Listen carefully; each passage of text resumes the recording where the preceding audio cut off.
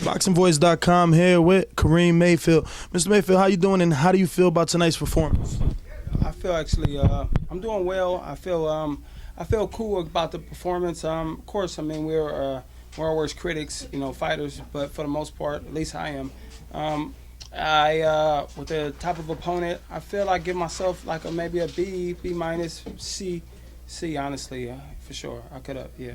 I know how much more I possess, and as I said before, it's a lot more to show from Karim Mayfield. Now, you go by hard hitter. You were able to hit Mauricio with a couple of hard shots, but he didn't go down or away. Was you a little bit surprised?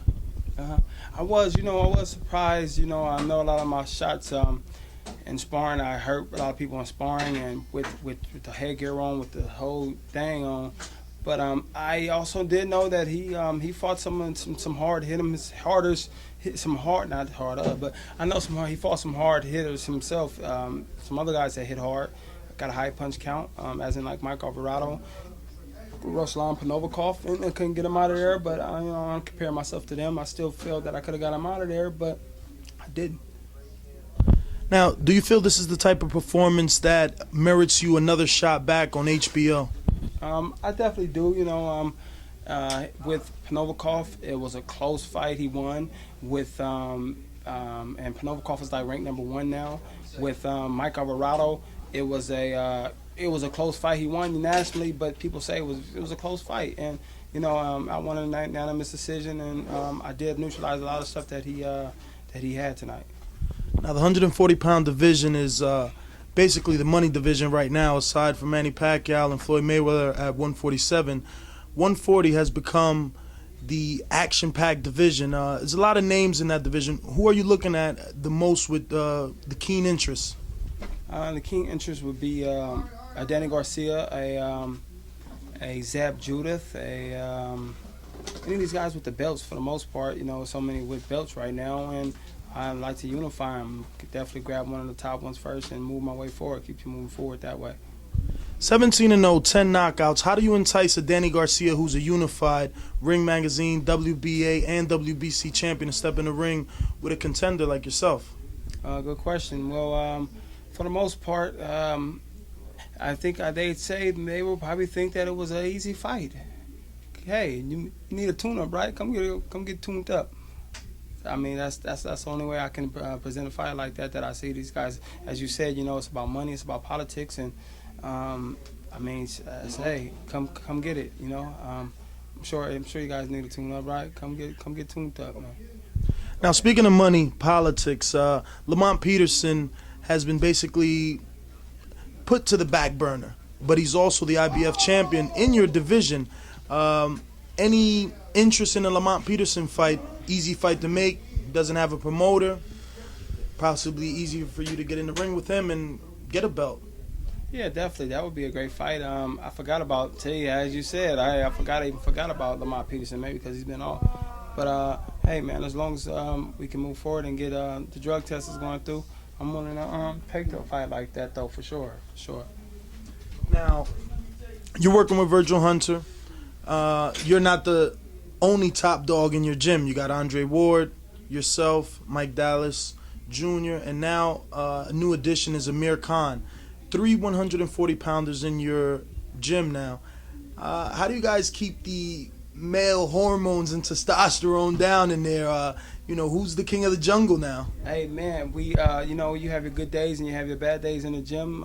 I have a lot of great days for the most part, but I'd say that we all, that's a good analogy because we in there like pit bulls, man. It's like we know, it's just like, we showing each other love, we giving each other collective criticism, but for the most part, we when we get in there, it's like we going. Some days, it's like, for instance, I haven't gotten there with Khan yet, but me and Dallas, he'd be like, I'm coming after you today, Reem. I'll be like, okay, come get it, you know what I mean? So some days he want to come at me strong, and then some days he might want to box me, and then some days I'm like, it's my day, I'm coming at you, Mike, and then, I go at him. But for the most part, he definitely helped me get prepared for this fight, and, we're teammates right now, and until we have to cross that bridge, we just keep working with each other and helping each other out.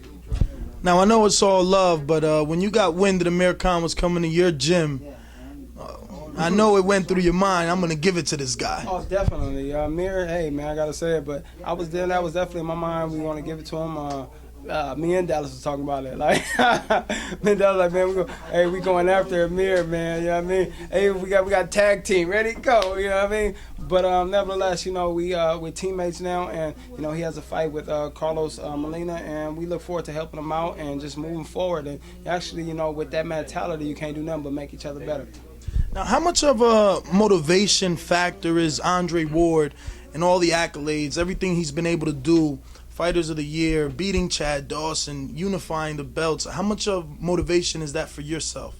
That's definitely a lot of motivation with Andre Ward, knowing where he started from, and just knowing, just first of all, coming from the Bay Area, and, coming from the streets. People like Dre came from the streets, but, Dre was, Dre definitely, he's seen things that I've seen, just as in living in the Bay Area, I should say. But for the most part, he's definitely a great inspiration to me, and just seeing his style, that he can adapt to any style, and his style, he reminds me of a throwback fighter. And, we talked to each other, and I spoke to him right before I left, and as he said, Karim, do you. And it was the same. He said, don't lights bother me. He said, do you.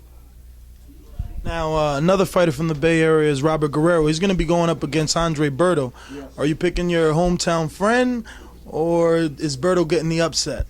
Berto, I'm actually, cool. Berto, he was in the Bay Area, and we looked out for him. But, this is a fight game, and, Robert Guerrero is, he's from the Bay Area, and I got to look out for the Bay for the most part. I'm actually seeing it being a great fight, and I see Robert the Ghost Guerrero actually pulling that off, though. And, hey, we got to help each other out, and I actually might be going to go help out Robert the Ghost Guerrero, help him get ready for Berto as part of the game. All right, if you could just send out a message to the rest of your division out there. Nah, but look, hey, don't assess me on whatever fight you saw me on. Just like the guy thought, oh yeah, Mayfield does this. I heard him in an interview with Mauricio Herrera, and he was assuming I was gonna come one way. But if you see my last 3-4 fights since I've been fighting at 140, I fought a different style every time. So before you go find somebody that you thinks that fights like me, go five or six guys. Then you might be halfway close to fighting a guy that fights like me. You don't know how I'm gonna come. You don't know what style I'm coming with, but I'm coming. Chill! If you could just give your fans any social media where they could follow you, get a little closer to Karim Hardhead Mayfield. Yeah, Karim Mayfield, the number 1. Karim Mayfield 1 at Twitter. I'm a cool cat. Get at me with any questions you want to get at me. I'm a cool cat for sure. Down to earth. Instagram, Karim Hard Hitter, not Hard Hitter, Karim Hard Hitter Mayfield on Instagram. And Facebook, Karim Mayfield. Get at me. I'm all good, man. Any questions? Got any? May give you a little bit of the game, a little bit of the secrets, how I do things. But nevertheless, get at me. I'm a cool cat. Holla at the boy. Thank you very much. I love.